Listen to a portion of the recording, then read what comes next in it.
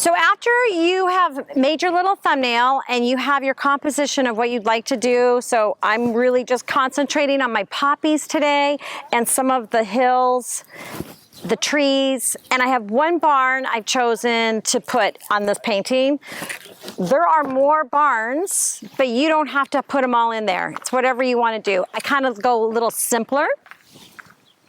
So what I'd like to do when I first go onto my paper is use a pencil or use a color pencil, and I draw very lightly onto the paper. If you use watercolor pencil, it's going to blend right in. You don't have much to worry about. If you use a regular pencil, which you can, just know that some of those lines may show up, so you want to go light if possible, okay? But you want to be able to see it.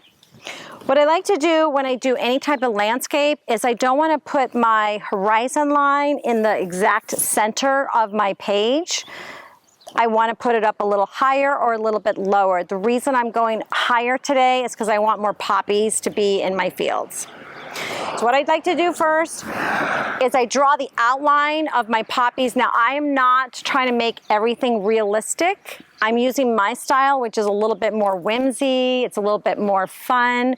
So I'm really not worried so much if it doesn't look exactly like what I see in front of me, but I want my poppies to be open because I really like seeing the black inside of the poppy and a little bit of the yellow. And sometimes you can't see that because they might be closed. So I have a few of them open, a few of them closed. As I get towards the back of my hills, I will use a watercolor pencil to make the tiny dots. So you don't have to worry about those. Just draw in your big poppies.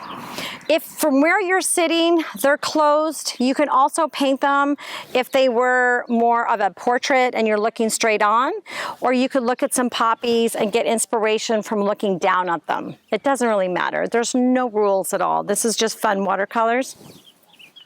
Once I have drawn my poppies, I personally like to paint the poppies first. I paint them with a light orange or a light pink or a light red, and then I let that dry, and then I go over again with a brighter red. So the redder, the pure pigment red makes a great color poppy, and then once that's dry, I will go over and go light green. And so I love to not blend so much, but I actually like to let my colors dry between when I put them on. While all of this is drying, I will go and work on the hills, and then I will go in and make some of my clouds, and then I'll go back to the start again. And I'll add a little bit more red, I'll add a little bit more pink. I save the black center till the very, very end, because I don't want the black to bleed.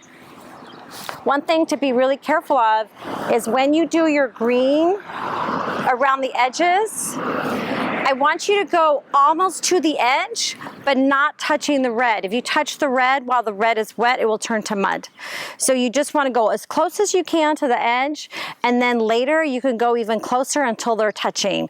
And it's just a little bit of a sweet spot. You can practice on your scrap piece of paper in your sketchbook to get that right. The less water I'm using when I get closer to my poppies, the better.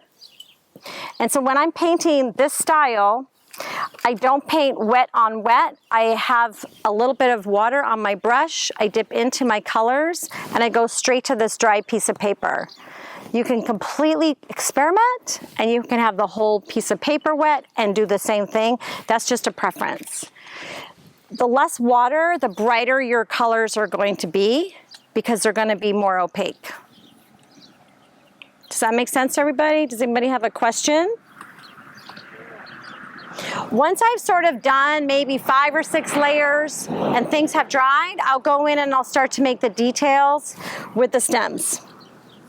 And poppies are kind of cool because when they're not in bloom, they have like a round little loop on top, and so you can go in and do all of that with some paint on top of your green. When did I talk about the pencil for the, yeah, for the little watercolors will just be little tiny pencils. And as you go farther back, you want to go a little bit darker on your hills. And I can come around and help everybody with that.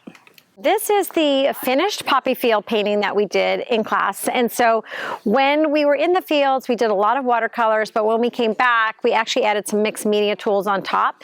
I love using watercolor pencils on top of my watercolor, but I also really like using the Signo Uniball white marker. So it's like a little bit of a gel pen. So we went around and just did some details in the poppies and on the background and in the mountains. And I feel like it just gives it a little extra pop to a mixed media piece. So I hope you enjoyed this video, and I will see you soon. Bye. So you guys, this is, I don't, oh Jesus. Oh my goodness. This is a perfect shot. Don't move. Let me see your camera. No, I need to get all my gear off me. Oh, So it's all right. Voila. Hello, Karen. Do we have another little accident day? oh gosh, hang on. Hang on. Ready? Woo! Okay, so now Karen, the trick is okay. So the trick is you need to put your little wee stool on a flat ground, not in the ditch. Okay. All right. So take this.